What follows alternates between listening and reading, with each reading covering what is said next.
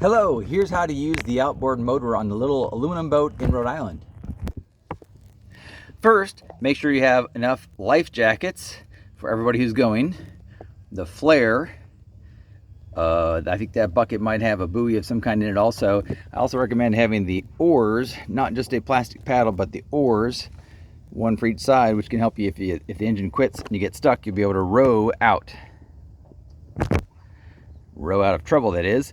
Also, you'll want this baler and or that pump to help get the water out, because it looks like we do have a little bit of a leak and it takes on some water. Most of those things I mentioned are probably on the boat, but double check before you get started. Here's the motor in the up position with a bungee cord holding it in place. Remove the bungee cord to lower the motor and just hook the bungee cord somewhere else so you don't lose it. Here's where I like to put it. By the way, if the tide is too low, you may have trouble putting the motor down because it's not deep enough here.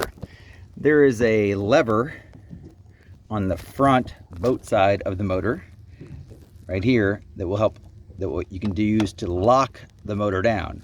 So this is to release the up and down part of the motor. This is to lock. This is shifting neutral, reverse, forward, etc. This knob here on the front, just leave it where it is, pointing to somewhere around 8 o'clock for richness of oil to something, I don't really know, or fuel. This is the choke, so this was the richness, just leave it there at about 8 o'clock. Here's the choke, pull out to choke. Sometimes the plastic piece comes out, push in to stop the choke. Pull cord, and here's the handle. The handle does the steering, and the handle also has the throttle.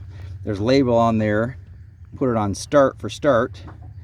I wonder if it may be easier to start when it's a little bit towards fast instead of just on start. But let's try her out.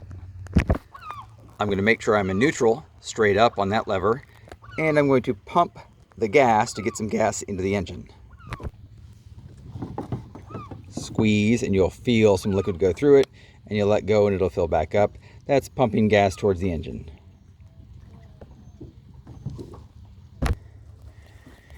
And I have not figured out the sweet spot of when to choke, whether to choke, and where to put this throttle, which is a twist thing. But I pulled a few times, played with it some, and essentially I'm going to go until I get it to start, playing with how much throttle to give it or leave it on start, whether to choke or not, and whether to pump more gas. And it just started successfully, but then died when I had it on start exactly and had the choke. But I think I've got to then push the choke in right away to keep it going. Yep, started with a choke, had to give it some gas on the throttle right after it kicked in, and push the choke back in real fast.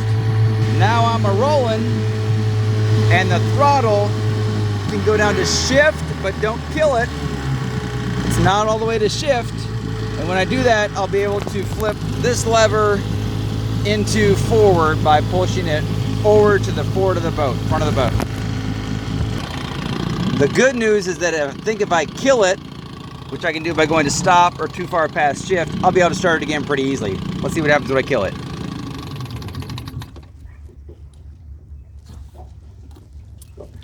Back to start and pull. Yep, pretty easy.